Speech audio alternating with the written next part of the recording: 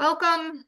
Feel free to introduce yourself in the chat as you enter the room. We'll get started in just a couple of minutes. Thank you all for being here today.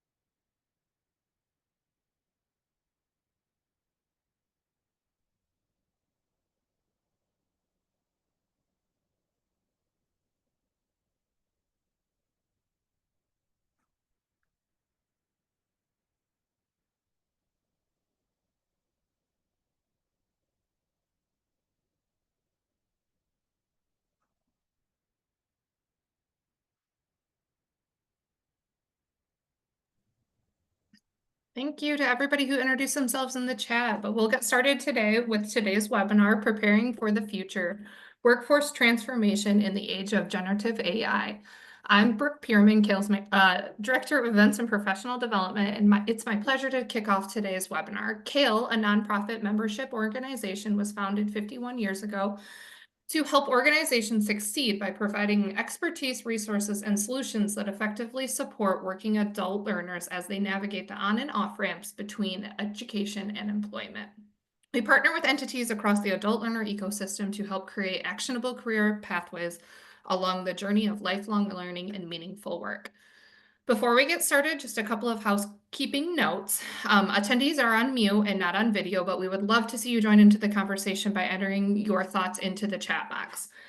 Feel free to enter any questions into the Q&A as you have them. The speakers will be answering questions throughout the presentation, and we will dedicate some time at the end as well. The webinar will be recorded, and a recording will be shared with all who have registered. With that, I'd like to turn this over to my colleague, Dr. Bill McKinney, Senior Director of Higher Education Initiatives with Kale. Thanks so much, Brooke, and let me join in extending a welcome on behalf of Kale. I am Bill McKinney. I have been with Kale now in this capacity for about the last year and a half, but my history with Kale goes way back. I've been affiliated with the organization in one way, shape, or form as a board member and as an advisory council member for well over a decade before I stepped off the advisory council and joined the Kale staff.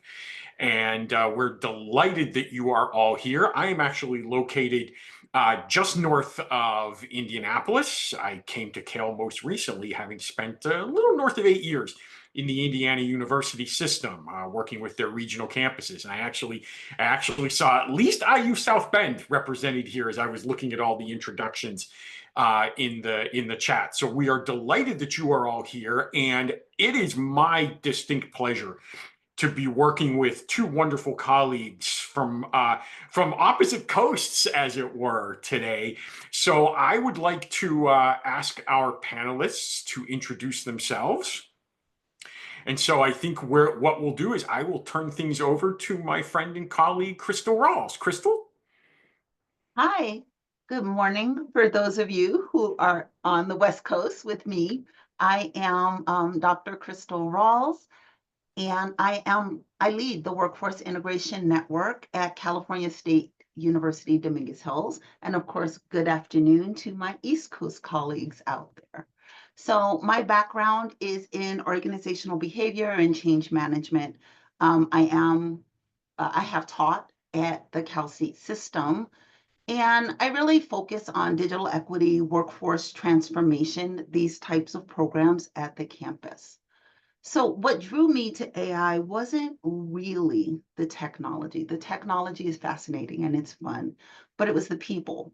I saw a widening gap between uh, the rapid development of the technology and people's ability to consume it, to think about it in ways that don't really leave behind our staff or marginalized communities, or those who have complex needs.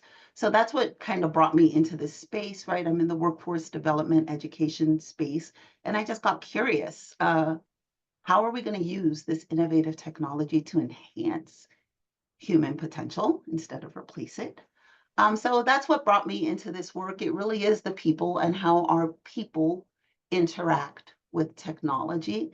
So thanks to all of you who are at the CSU. I see you there. Thanks for coming this morning out of your day. Appreciate it.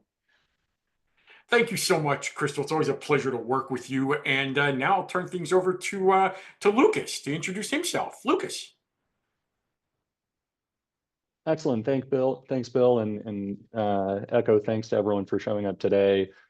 By way of brief introduction, Lucas Levine with a company that I'll describe briefly called FutureFit AI. I've been for the last decade or so at the intersection of workforce and education, public and private sector, US and abroad. Currently with FutureFit AI. So we're a workforce development technology company that helps organizations connect their workers to better opportunities for economic mobility at scale. And those partners range from state and local workforce organizations, economic development, industry alliances, and more. And in my role, oversee both new and existing partnerships, and have been in the trenches for a couple of dozen implementations with state and regional workforce and economic development partners implementing AI in the way that they work. I think just to name a couple of my priors, I think there's a reality that we're in an AI conversation and I work for a company with AI in its name. And so there might be expectation that I bring a certain slant to a conversation like this. There might be some natural skepticism. But two things I will share. First is that FutureFit AI, while we have AI in our name, we're not an AI company.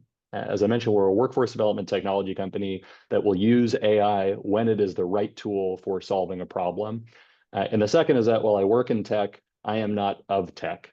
As I mentioned, I've experience in policy, in K through 12 education, and growing up in the Bay Area, California. I actually have a very natural and healthy skepticism when anyone says that technology is going to be a silver bullet for our most complicated social problems. But that being said, obviously do think that there is an incredible opportunity here as well if we take advantage of it safely, and excited to talk through what that can look like today. Fantastic. Well, thanks to both of you, and thanks to all of you for being here today, for being a part of this. I think it's kind of interesting that if you take a look at the calendar, it was exactly a year ago, and I see Crystal not because Crystal was a part of it. We did a webinar.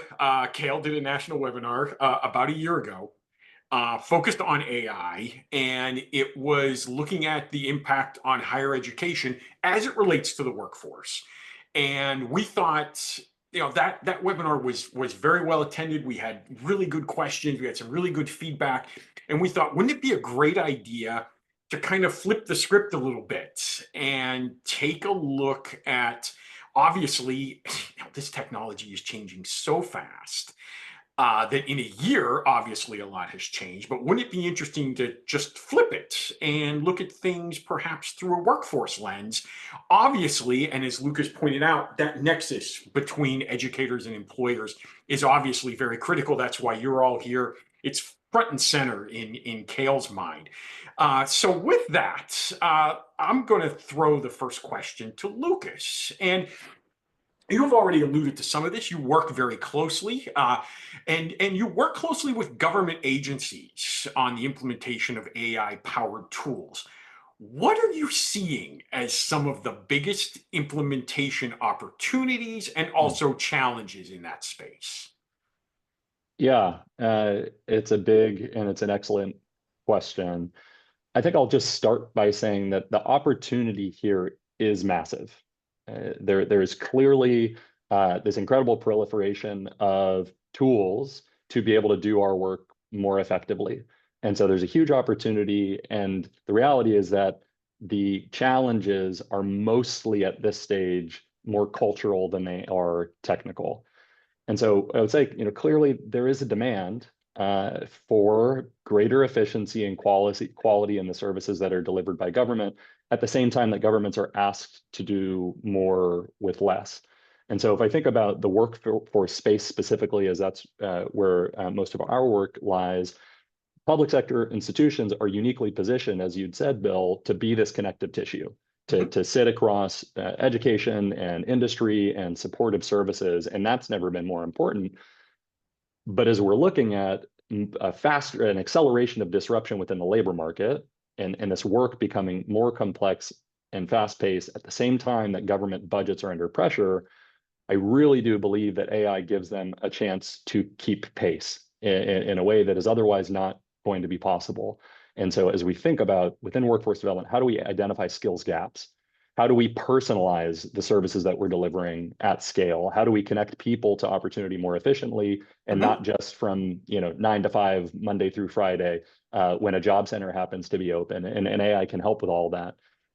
So that's the opportunity. I think on the challenge side, as I mentioned, the biggest barriers are often not about technology, they're about systems, they're about culture. And so there are things like risk aversion that often is a reality within public sector institutions. Procurement practices can be a challenge, sometimes just legacy technology and infrastructure that actually isn't as adaptable to incorporate tooling that's available today. And then, of course, very real concerns around privacy, around security, and wanting to make sure that we do this safely. And so all of those things can slow adoption. I think what's important is that there's always going to be a gap between the speed of technical development and the pace of public sector implementation. And that is important, and that's good. And there are reasons for that. I think governments do have a unique duty to protect their citizens. They also have a duty to serve them well and to spend their money appropriately. And so there's a gap that we should accept, but that gap should be deliberate. That gap should be thoughtful. That gap should be moderate. And so I think what we have seen in some cases is the response swinging too far. I have seen in some states where there's just been outright bans on using ChatGPT or ChatGPT-like tools in the work that we do as public servants. And I've talked to leaders and frontline workers in those states. They say, hey, we're still using it. And so the ban doesn't stop people from using it. It just means that they're using it in ways that are potentially not safe, like putting customers' PII into a free version of ChatGPT or one of these tools. So all to say, the technology ultimately, in many cases, it can be easy to use. And the real unlock that we've seen, at least, is just permission. And so if you give people permission, if you put the right guardrails in place, and if you monitor and you just make sure and you check back in and you have thoughtful cadences to make sure that this is doing more positive and mitigating the risks, that we've seen a lot of success in adoption by public sector institutions. It's interesting that you mention individuals who, in spite of maybe a ban in the workplace, they find themselves one way or another using the tool anyway. It's ubiquitous. It's all around us. I mean, it's on these devices that we have with us everywhere. It's one of those things, and of course we've seen it in the higher ed space as well, where we saw it in the early days of having Wi-Fi in classrooms. And sure, it's just say you're going to shut off the Wi-Fi. Well, you still have your cell phone signal, and there's lots of ways of accessing this information. Well, thank you, Lucas. Crystal, I'm going to turn things over to you, and kind of picking up on this theme. How do you know when an organization is truly ready to use these tools, not just dabbling in it, not just testing it out, but truly ready? So I'm going to make all my evaluation and assessment friends happy when I say we plan from the beginning to look at what does success look like, right? There has to be a vision before there can be a plan. You need KPIs, key performance indicators, what works for your organization. But right? So there's that fact of any process. You have to be able to measure what does success look like before you can see if you're ready for it. But let's start with getting this one thing straight. Organizational readiness is not just about the infrastructure. or hiring data scientists or people who are well-versed in this conversation. Much like Lucas mentioned, it's about alignment, ethics, capacity, right? This is not a solution to, oh, I had to cut a lot of people for the budget. Now I'm going to need this tool to replace people because, right, that is not readiness. That's response to what might be a crisis situation. So we get that that's happening in some places, right? But case in point, there's an AI readiness index, right? I think it's, oh, I should have brought citations. Right. It's a UK thing, right? You don't just install a system and walk away. You have to invest in transparent data practices. What does that mean? Right? It means that there's a lot of buy-in, there's a lot of people in the conversation, staff, training. We don't open up the well and say, by the way, go do these things, but we're not going to tell you how, we're not going to train you how, but we are going to evaluate your output and your productivity, right? These are not how we get adoption, right? This is a little bit more of the stick method of training. And, there has to be support and an understanding that we are dealing with people primarily today. While the technology is amazing, it is wonderful, I love this stuff, right? But there's a tool mismatch when AI gets assigned human first tasks. That's problematic. If we need humans, career services, my advising people, I see you, I feel you, right? Because while AI can automate the notices we push to students, it does not empathize with a student who's gotten, one semester left and there are no classes that meet this one requirement for the last class, right? That's going to take some human creativity. So it's really about, right, it can't deliver empathy and trust. It's a tool still. The nuance is there. So there's not just operational gaps, right? It's really, that's the answer. We can't just look at the operational, the infrastructure. We have to really understand how these equity risks come into play. What our scholars say. Let's see, I did write this one down, Ruha Benjamin, right? Race after technology. Like, we have to think about, what does ready mean for the organization and the folks that they serve. I am in higher ed, so this is a higher ed framed conversation, but I also do work with incarcerated persons, and the rules don't change. Organizational readiness really has to take in, again, like Lucas said, the culture of the community that's trying to integrate this technology to solve whatever the problems that might be being addressed are. Well, while we're on the subject, then, Crystal, of organizational readiness, and I like your emphasis on the fact that these are tools, and tools, like, it doesn't really matter what the tool is. You can do really good, really productive things with tools, and if used improperly, you can do some damage with tools. So along those lines, what have you seen are some of the smartest ways to train staff quickly on AI? Because as I think we all acknowledge, we're in a world where so much of this is just changing so rapidly. What are some of the best ways that you have seen to train staff quickly on AI while also building long-term digital skills? Um, well, thank you for that question. And I know you were at my AI enablement workshop, so I know where this one's coming from, right? Speed without depth is short-term thinking.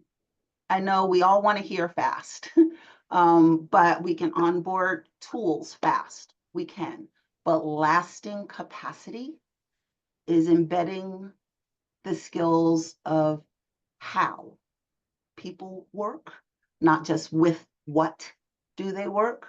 I, ran an analysis earlier, so I'm going to tell on myself. Hopefully nobody was hoping to hire me for my wonderful Excel skills, because this is something we can now automate. And I had to deal with that reality as an Excel expert. According to Microsoft, we're gonna let them have that, right?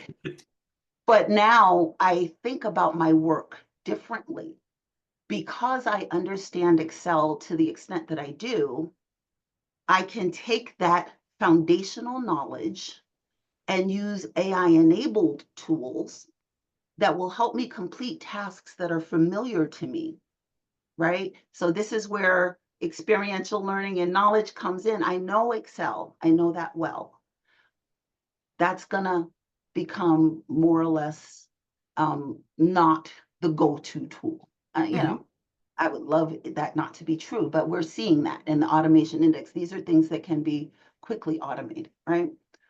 But the knowledge of Excel will help me use AI augmented tools so I can do that same task that, I love sitting in my spreadsheet for a couple of hours, but now I can do it in 20 minutes. And now I can negotiate the conversation with my community with the rest of those few hours, right? So I think that how do we do it quickly? We take existing knowledge, we AI enable it, we augment it, we use the tools that we have many years of expertise in.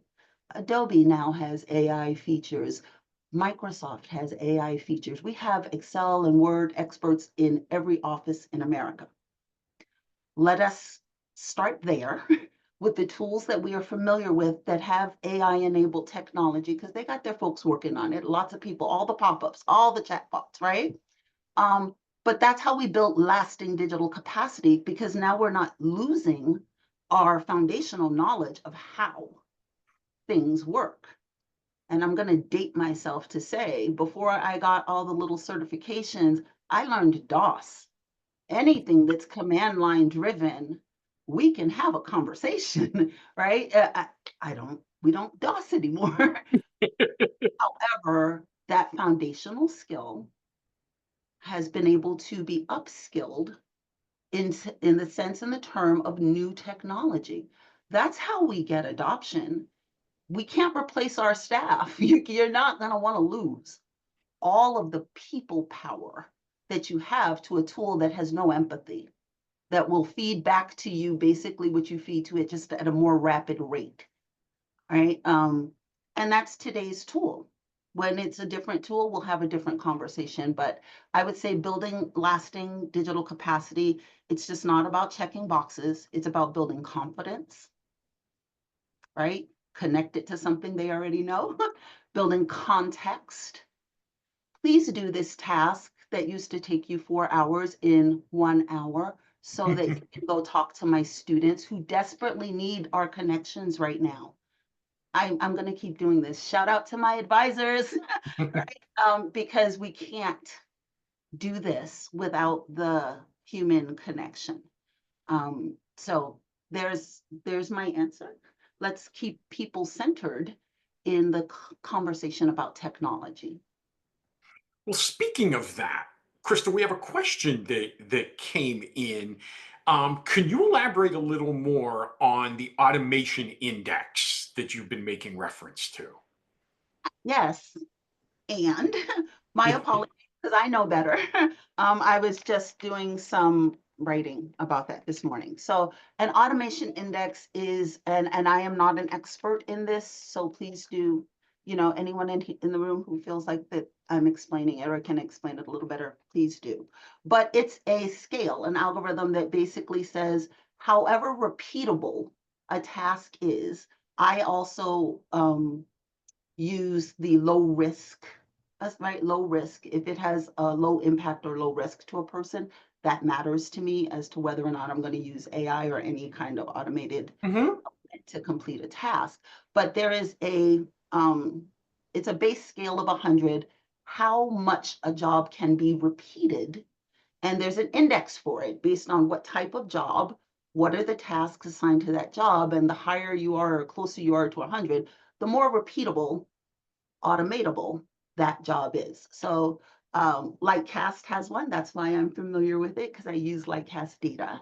And it helps me understand when I tell like I said, I was doing some work in it this morning, so I'll share.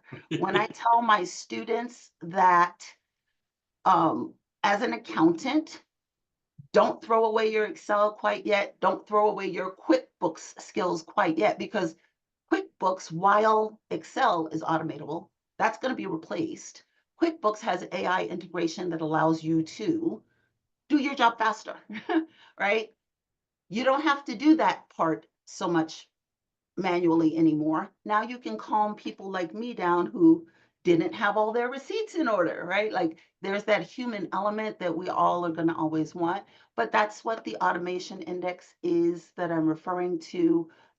Depending on what economist you talk to, how they exactly measure it, Mhm. and how tech involved you want to be in labor market assessment, they can get real, very in depth. I use Lightcast. It's very simple to use to consider by occupation and industry. What am I preparing my students for? Because it's certainly not the robot overlords to do all our work, right? Good Until thing. garden, that's not going to happen, right? So yeah, so that's the automation index, and Lightcast is who I use. Thank you, Crystal, and thank you for the question. Let me just remind everyone, please feel free to put questions in the Q&A as we continue on here. I'll keep an eye on that as we're continuing the conversation. So speaking of continuing the conversation, we'll turn things back over to Lucas. So given the work that you do at that intersection between AI and workforce development, how can AI be used to improve the delivery of employment services, um, so that we can better prepare people for that rapidly changing labor market? And then, as a bit of a follow up, do you have some examples that you're already seeing being implemented there on the ground?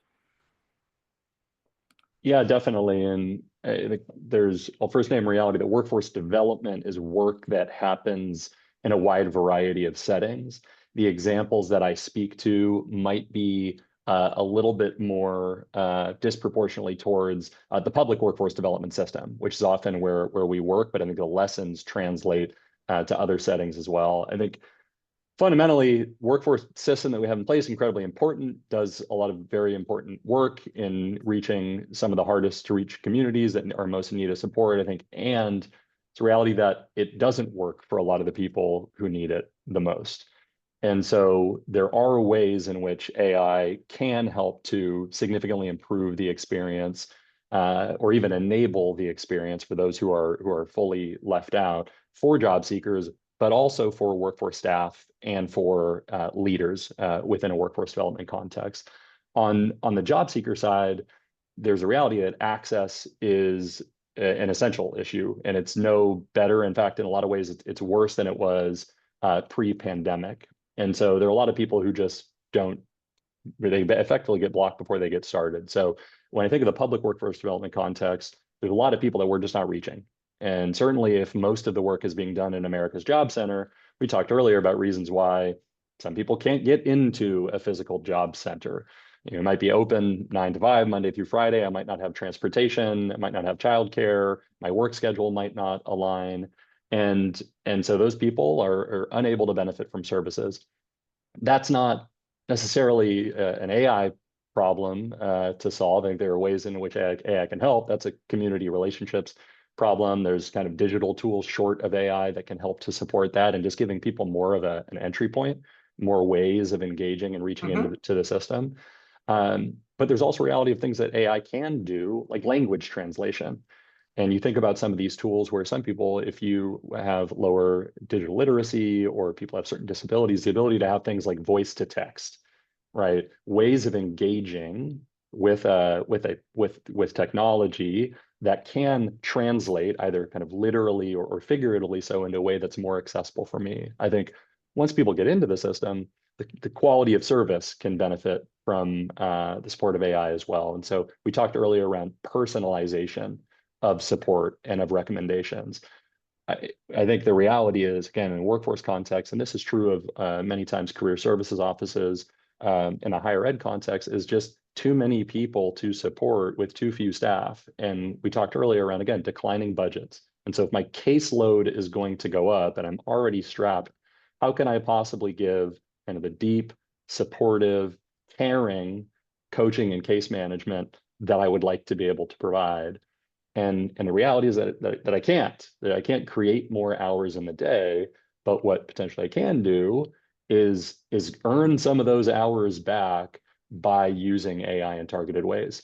And so there is a reality that a lot of this work becomes repetitive, it becomes administrative. It does not feel human either to the job seeker and the learner or to the staff member who's being pulled in a million one directions and can't show up as fully and as generously as they might otherwise like to. And so using AI to support, using AI to actually personalize a real roadmap for an individual is being able to understand, based on my background, based on my experience, based on my skills, based on my barriers, what are the set of steps that are most relevant and appropriate for me to get to the outcome that I'm looking for.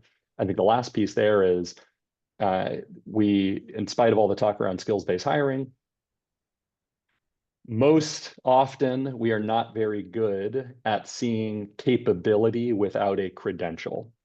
And there is the ability through AI and through things like being able to look at data on successful transitions in the labor market and being able to understand transferable skills, and not just understand, but to convince and help employers understand that as well, where someone's experience might not look like what I would have expected, but is going to position them well to do the job. And so for the job seeker, there's tons of benefits. For the staff member, tons of benefits, again, on just that repetitive admin work, the ability to shift staff time toward higher value, more human-centered work, coaching, deep case management, getting out and building relationships within your community.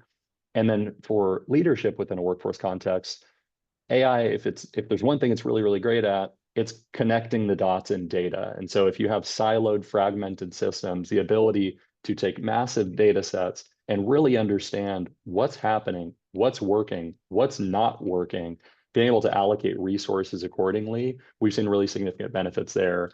I think I know there was an ask for a concrete example. I'll take one.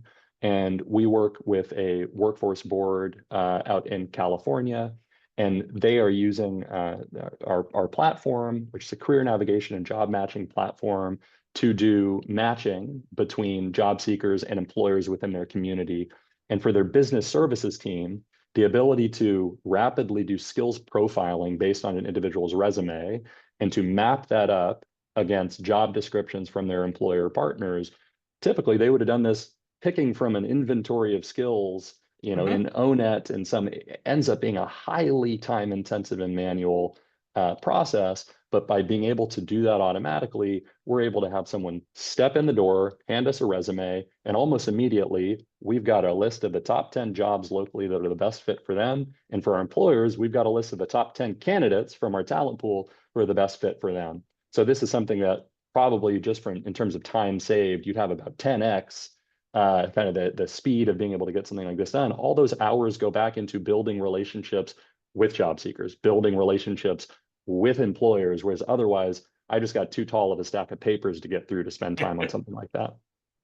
And you really highlighted something that I'm just picking up as a theme throughout this discussion so far today, and that is using AI as a tool, using it as a means to accomplishing tasks without taking away that human element, that element of empathy. And we've got some questions that are coming in. I see questions in the chat. I see a question in the Q&A. So I want to dive into those. I want to make sure that we acknowledge the questions that they're coming in. So I'm just going to toss this out there to either or both of you. What specifically are some of the AI-related skills required broadly in the workforce? Not necessarily the technological, actually doing the programming type skills, but actual using of the tools. What would some of those, some requisite skills in this AI-driven world look like? What would those be? I would love to answer that if I can jump in here real quick. Mostly because prior to the larger conversation about AI in December 22, I was given a grant and we identified durable skills, data analytics, marketing, and project management. These skills have AI-enabled elements to them. They are still going to experience the largest growth across industries and occupations. So how do we prepare? What are the tangible skills that everybody needs? Now, notice those are not strictly technologist roles across industries and occupations. So the basics, AI literacy. If you don't know what it is, then you won't know what it can do. So that is a key skill, just understanding the basics. We've put a lot of energy into this because we too were there when OpenAI opened up and we were teaching these skills in the community, right? Then there's the AI human piece. Yes, it is a machine, but we do not abuse our technology because that is more indicative of issues that are not technology based, right? Teaching people how to interact with the tool. This, we all know, is one of those, interpersonal skills. Well, this tool now mimics human interaction, and since we know it's not human, people have a tendency to be inappropriate, but that leads to being inappropriate in your real life. So really helping people manage the human likeness of the tool and keeping in perspective that it means something, right? So human AI collaboration skills, AI literacy and fluency, right? Again, not tech. These are some common skills. But then there's the AI enhanced problem solving. So, right, like Lucas mentioned the task element of, and I did too, right? We're going to save this time. But understanding that this tool can do things rapidly, so we got to be smart about our questions.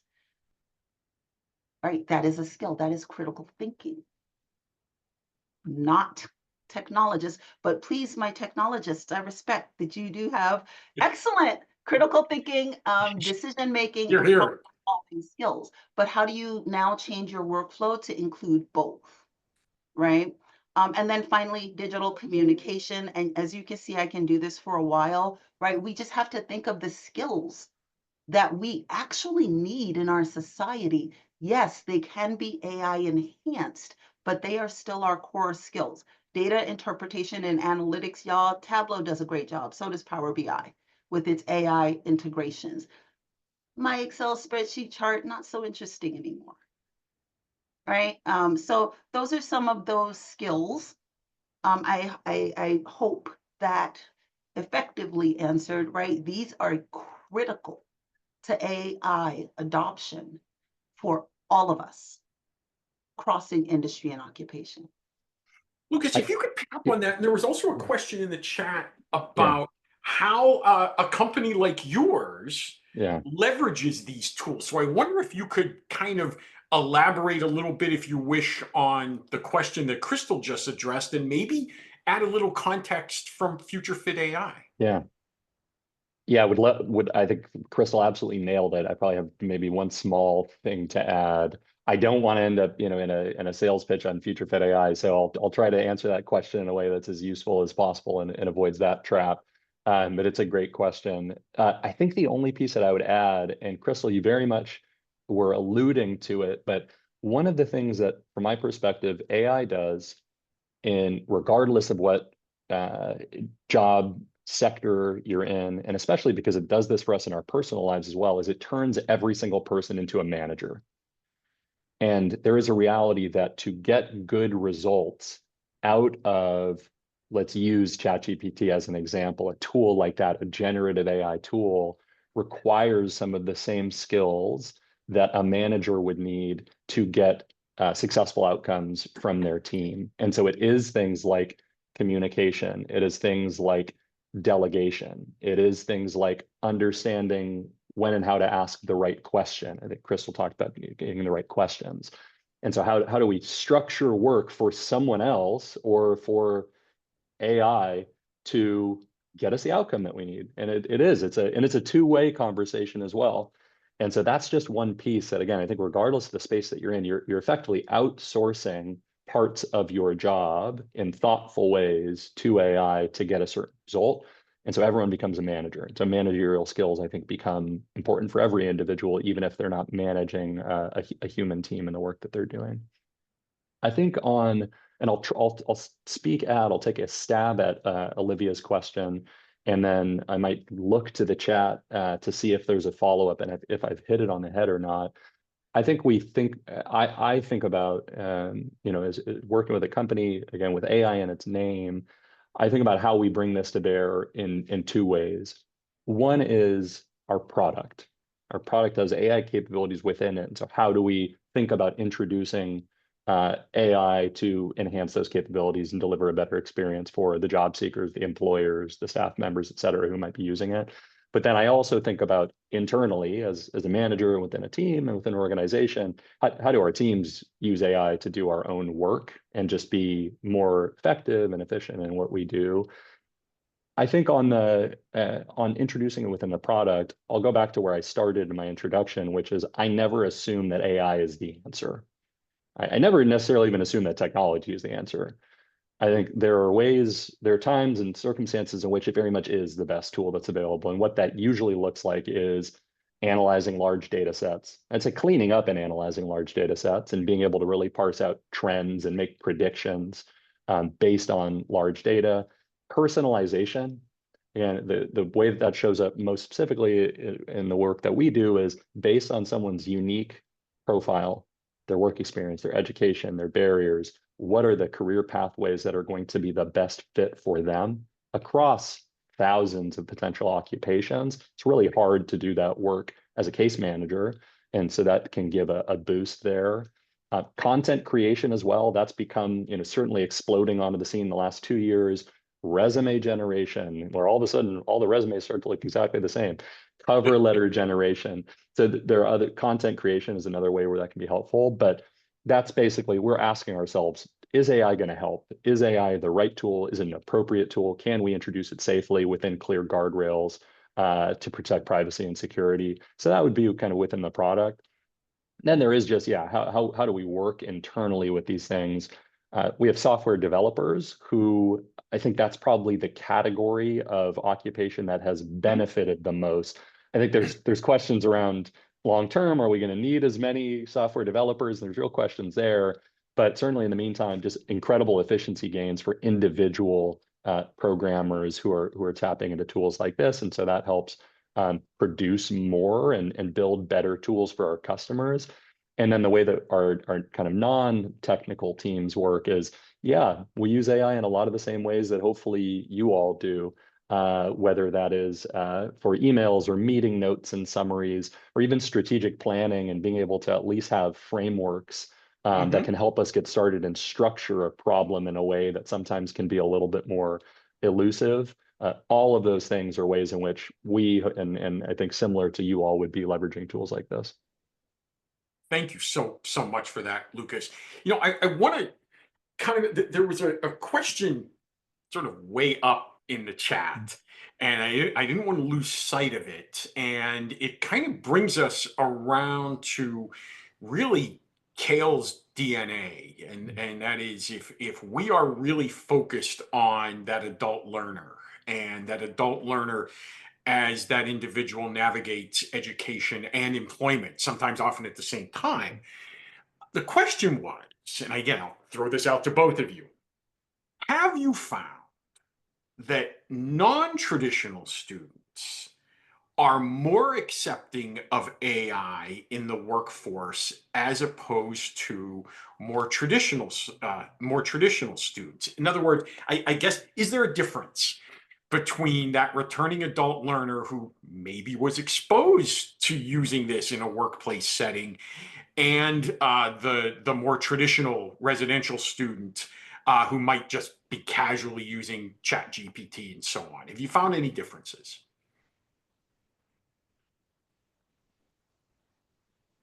Well, I trained students. I'm at a 4-year institution, so there's a certain set of assumptions that some might assume.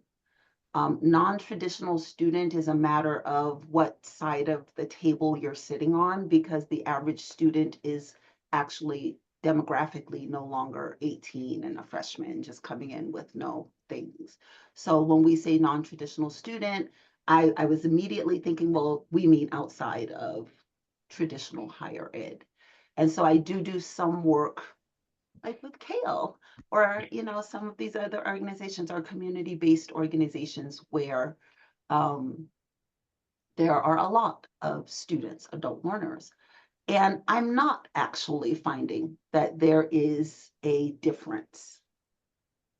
What I'm finding is that culturally, there are mistrusts of how technology adoption may one day be used not in your favor. That crosses both inside academic institutions where, if you're a student, you're a little bit more trained to do what you're told to do to get this degree. You're a little more apt to, okay, I got to use ChatGPT for this class. I got to log into Canvas for this one. I got to do this for this one. You're a little more apt. But there is a cultural, technophobe kind of conversation that we need to take into consideration when we're saying just the traditional student or non-traditional, because they come from different backgrounds and different relationships. How technology and new enhancements impact their communities. So I wouldn't say it's really more adoption because they have more workplace experience. I would say there's a fairly even level of trepidation about this is new. Let's just see where we're going with all this. What's going to be the impact on my world? And then if I can just one other thing, there's the access issue. Right. Right? So the work I do is digital equity. And the reality of it is I'm handing 70-year-olds their first laptop ever sometimes, or a 16-year-old, the first time they've ever, but then, they've had their cell phones, born with a cell phone, right? So there's this idea of who is the non-traditional adult learner that we're talking about, because the older people, they don't know what they're supposed to ask it to do, right? Some of them, and some of it put it through its paces because they remember the history and the stories of how technology comes into conversations, right? So I mean, I don't know to what extent this answers that, but my experience is not based on your experience of work.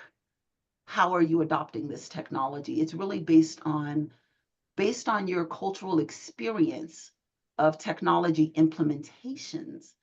How are you consuming this material? And what does that mean for our social and economic divides? Which is why this conversation of AI is incredibly important in our digital advancement, digital opportunity work. We can't assume that because you're not a technologist, you don't need to know, or because you're not in the workforce. Everybody needs to know, to be aware, to protect themselves, that basic AI literacy, to protect their intellectual and personal property. So there you go. Lucas, what are you seeing, and what Yeah. are some of your employer partners seeing? Yeah, I think I'm going to flip the question a little bit on its head. I'm not sure that I can speak to differences, generally between non-traditional students and workers and traditional in terms of engagement with AI.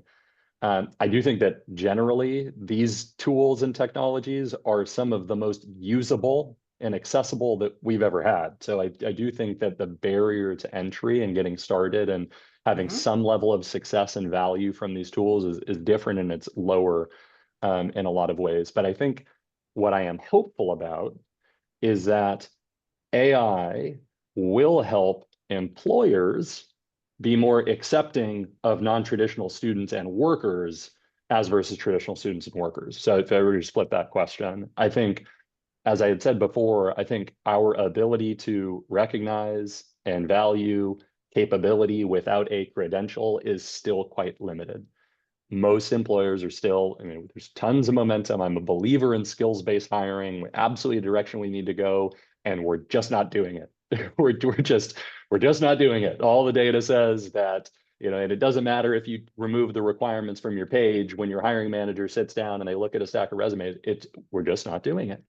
And so how do we change that? I don't think that the tools that we have at our disposal today are necessarily the right ones to really help illuminate a person's capability beyond the credentials that they might not have, but they're going to. AI has the ability to assess in different ways, or again, to make connections, to be able to understand where a skill is transferable to an occupation or even an industry where never would have thought to make that connection. And that is something where we are seeing through the work that we do and working with individuals who are upskilling with a credential in a new industry or trying to break into at least an entry-level pathway within a new industry. We're seeing people move into industries where they have no prior experience and do so successfully. Moving from manufacturing into healthcare or vice versa. We're seeing this over and over again, and it is through technology and AI that can help map out a pathway, at least give me a sense of what are the 1 or 2 steps that I can take today to start moving in a direction towards a better career in a new space that I'm not familiar with, and to give me the confidence to speak the language to a degree. We're seeing amazing benefits there, and that's true whether it's a non-traditional student or it's a traditional student as well. So hope that answers the question in a sideways way. Yeah, I thought that was from both of you. I think that was a great response to that question.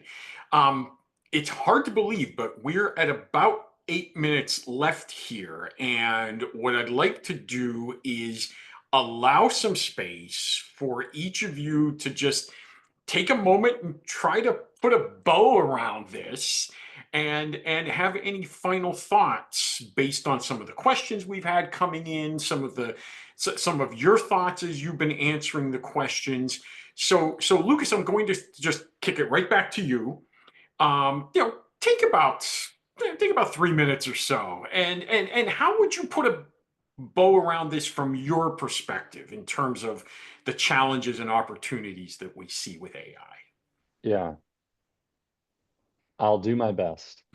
I think I want to start in a place of I think I've been mostly or maybe exclusively positive over the course of this conversation, and that's because I have the privilege of really seeing real progress and impact of people leveraging AI in their work. Again, whether that's a case manager who's just bought themselves a couple hours back in the day that they can spend more deeply engaged with the customers that they serve, or at home with their family.